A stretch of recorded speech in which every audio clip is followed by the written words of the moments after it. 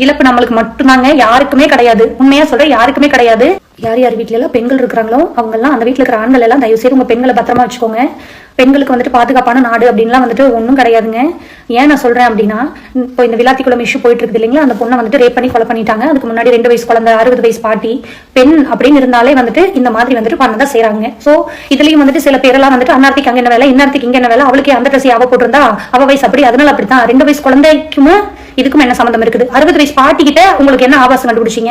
அதே தான் நான் கேட்கிறேன். அந்த குழந்தை 12வது படிக்கிற ஒரு பொண்ணு, அந்த பொண்ணை போய் இந்த மாதிரி பண்ணி கொலை பண்ணி போட்டிருக்காங்க. கழுத்திலமெல்லாம் உடைக்கப்பட்டிருக்குது. அந்த அளவுக்கு என்ன ஒரு வெறி எனக்கு தெரியவே இல்லை.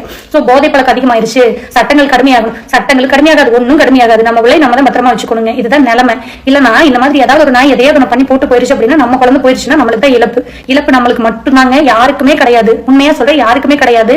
இதை வந்து ஒரு அவேர்னஸ்க்காக தான் நான் பதிவிடுறேன். இது வந்துட்டு ஒரு கம்ப்ளீட்லி ஒரு அவேர்னஸ்க்காக நான் பதிவிடுறேன். குழந்தைங்களை பத்திரமா வச்சுக்கோங்க அப்படிங்கிற சொல்ற நிலைமை மாறி, பெண்கள் உங்க வீட்டுல யாரெல்லாம் இருக்கிறாங்களோ அவங்களை எல்லாம் பத்திரமா வச்சுக்கோங்க.